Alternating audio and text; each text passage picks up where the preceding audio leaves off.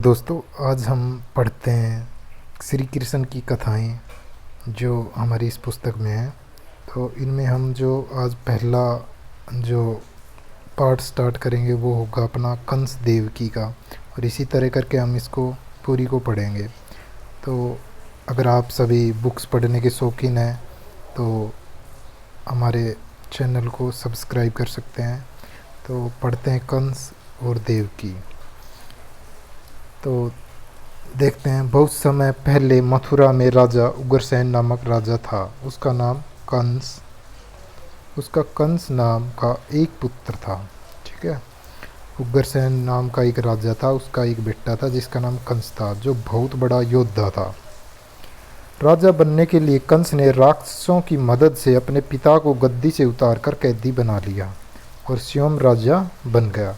उसकी देवकी नाम की एक चचेरी बहन थी जिसे वह बहुत ज़्यादा प्यार करता था। उसका विवाह राजकुमार वासुदेव से हुआ था। विवाह के बाद जब कंस उन्हें रथ में बैठाकर अपने महल की ओर जा रहा था, उस समय एक आकाशवाणी हुई। आकाशवाणी ने कंस से कहा, ए मूर्ख, जिस देवकी को तुम अपने साथ लेकर आए हो उसकी 8वीं संतान तुम्हारा वध कर देगी। ये आकाशवाणी सुनते ही कंस घबरा गया। उसने अपनी बहन को बालों से पकड़ लिया और उसे मारने के लिए तलवार उठा ली। यह देखकर वासुदेव ने कंस को शांत करने की कोशिश की और नम्र स्वर में उससे कहने लगा, ओ कंस, तुम्हारी प्रशंसा बहुत बड़े योद्धाओं बड़े बड़े देवताओं द्वारा की जाती है।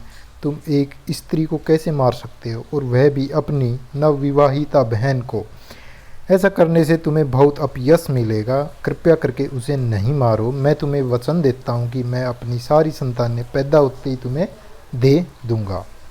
तो ये कुछ सीन हुआ। आकाशवाणी हुई कंस को कि तुमको मारने वाला देवकी का पुत्र होगा। वासुदेव अपने वचन के पक्के थे, यह बात कंस जानता था, इसलिए इस कंस ने देवकी को मारने का इरादा त्याग दिया। वासुदेव बहुत खुश हुए और अपने महल पहुंच गए। थोड़े दिनों बाद जब पहली संतान ने जन्म लिया तो वासुदेव ने उसे कंस को दे दिया। वासुदेव का विनम्र स्वभाव देखकर कंस ने सोचा, मैं इस बच्चे को कैसे मारूं? आकाशवाणी ने कहा था कि सिर्फ देवकी का 8वां बच्चा ही मुझे मारेगा। ये देखो, इसमें अच्छे अच्छे चित्र भी हैं। उसी समय अचानक नारद मुनि कंस से मिलने आए और कहा, कंस, सारे देवता तुम्हें मारना चाहते हैं। कृपया करके इस बच्चे को नहीं छोड़ो, क्योंकि यह भी तुम्हें नुकसान पहुंचा सकता है। यह सब सुनते ही कंस डर गया। उसने वासुदेव के से बच्चे को छीनकर पत्थर पर पटक दिया। उसने वासुदेव और देवकी को कारागार में डाल दिया और उनकी 6 संतानों को एक एक करके मार दिया। जब देवकी ने 7वीं संतान को गर्भ में धारण किया तब उसे आशा थी कि यह बच्चा कंस के निर्दयी हाथों से बच जाएगा। देवकी ईश्वर का आशीर्वाद महसूस करके बहुत प्रसन्न थी, परंतु वह यह सोचकर बहुत ज़्यादा डर जाती थी कि कंस इसे भी मार देगा। तो कंस, ये है भाई कंस, ये देवकी है। So nice. तो स्वर्ग में भगवान ने योग माया को अपनी शक्ति को दिखाने का आदेश देते हुए कहा, ओ देवी माया। वासुदेव की दूसरी पत्नी रोहिणी गोकुल में रहती है। वहाँ का राजा नंद है और यशोदा उनकी पत्नी है। यह वह जगह मथुरा से दूर नहीं है। तुम देवकी के पेट से शिशु को निकालकर रोहिणी के पेट में रख दो। इस तरह देवकी का पुत्र रोहिणी के पेट में से जन्म लेगा और उसका नाम बलराम होगा।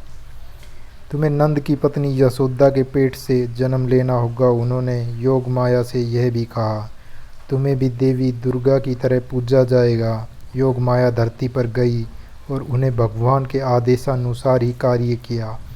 हर कोई सोचता था कि देवकी का गर्भपात हो गया था। सब लोग शोक मनाते थे तथा उसे सांत्वना देते थे।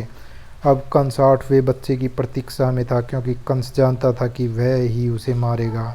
कंस ने जब देवकी के चेहरे पर देवी जैसी आभा देखी तब उसे मन में सोचा, तो मेरे जीवन का अंत करने वाला देवकी के गर्भ में आ चुका है।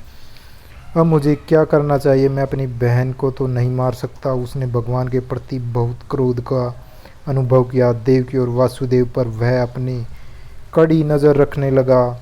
उसने रक्षकों को आदेश दिया कि जैसे ही बच्चे का जन्म हो उसे तुरंत सूचना दे। तो यहाँ तक हमने पढ़ लिया। अगला पार्ट अपना होगा कृष्ण जन्म का, तो ये हम बाद में देखेंगे। आप सभी का हमसे जुड़ने के लिए बहुत बहुत धन्यवाद। Thank you.